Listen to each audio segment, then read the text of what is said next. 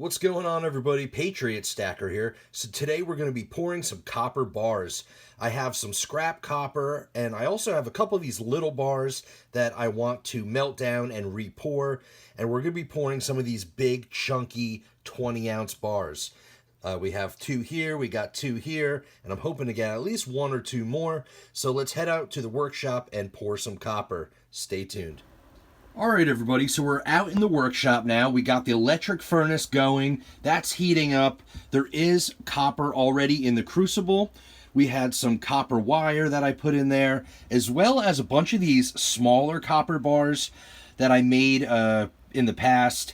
Some of them are just not very pretty looking, and, you know, I'm a huge fan of these big 20-ounce copper bars, and I just want to pour some more of the big ones.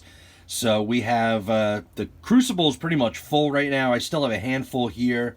I mean, they're pretty cool, but they're just, you know, they're small, and I just really like the big bars.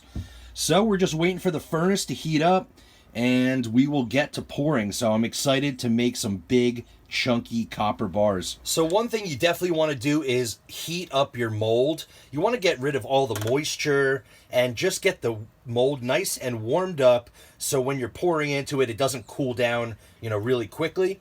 So we're just going to use this little propane torch and get this thing nice and hot, mainly getting all the moisture out of there. All right, we'll just see how the progress is going. That's looking pretty good, getting nice and hot. I love the way that looks. All right, should be just a few more minutes, and this should be nice and ready to pour.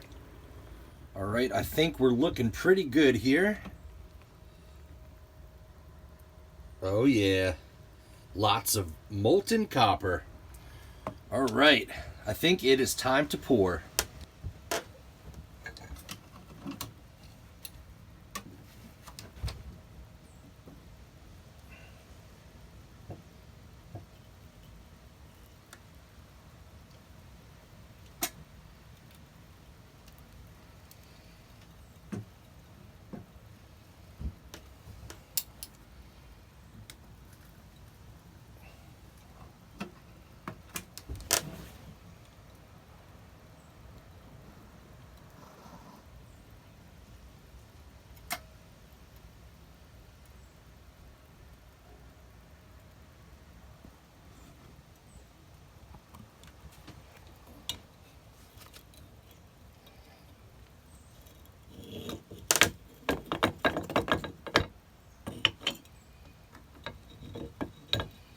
All right, well, that looks like crap.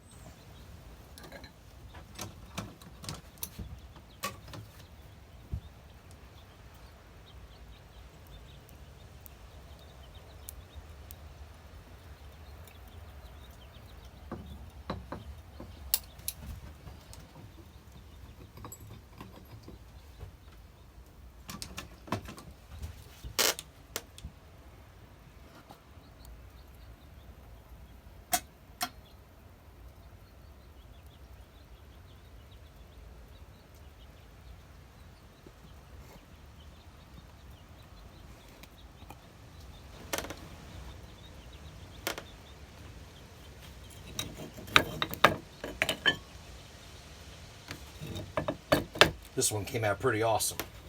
All right, so we ended up getting two big chunky copper bars. This one's really big. This one's a little smaller.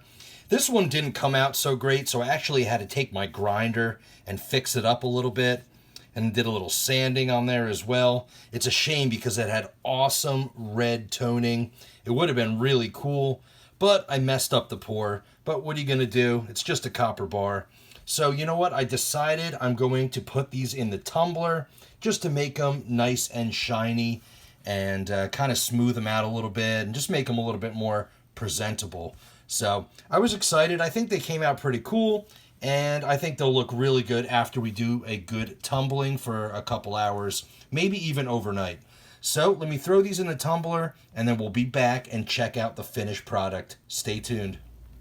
All right, so here is the finished product. I think they came out really good. They're nice and shiny, and they're much more smooth to the touch. This one here, you can still see all the tooling marks from when I had to grind it down, but it still retained a little bit of that red color in there, which is really cool. And I think all the tooling marks and the swirls actually look kind of cool. I just love the different patterns that they make. Really, really cool. So this one's okay. It turned out much better than I thought. So this one has some really cool designs, and the texture feels crazy. It's really, really cool.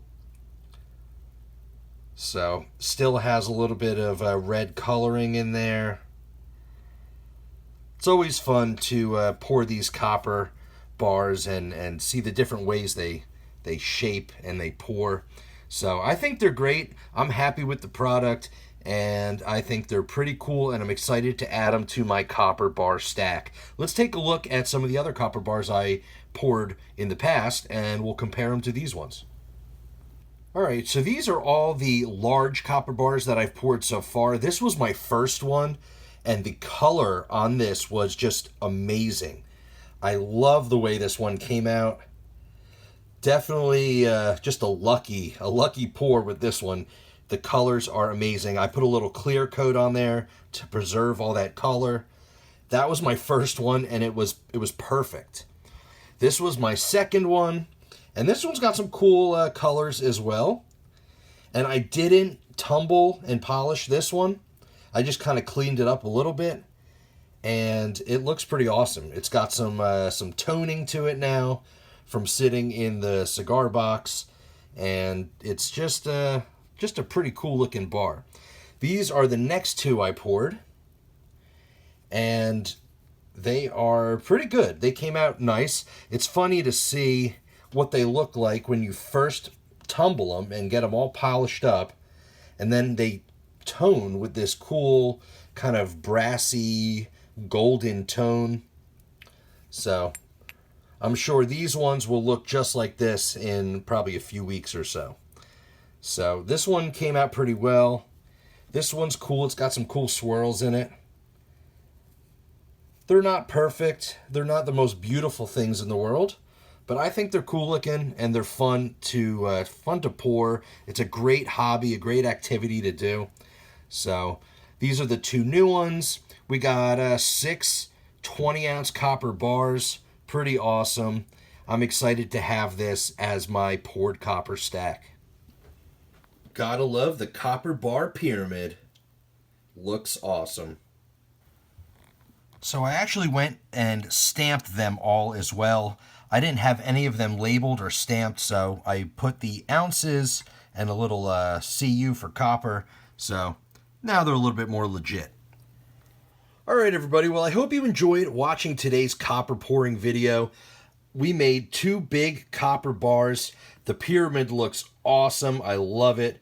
We got all this other copper that I poured in the past, my poured copper stack, and I just love the stuff. It's great. It's fun. And when you can get scrap copper for free and melt it down and pour it into cool looking bars, you can't go wrong with free fun. So hope you enjoyed today's video. Smash that like button, subscribe to the channel, ring that notification bell so you can see when I upload my next video. And as always, have a great day.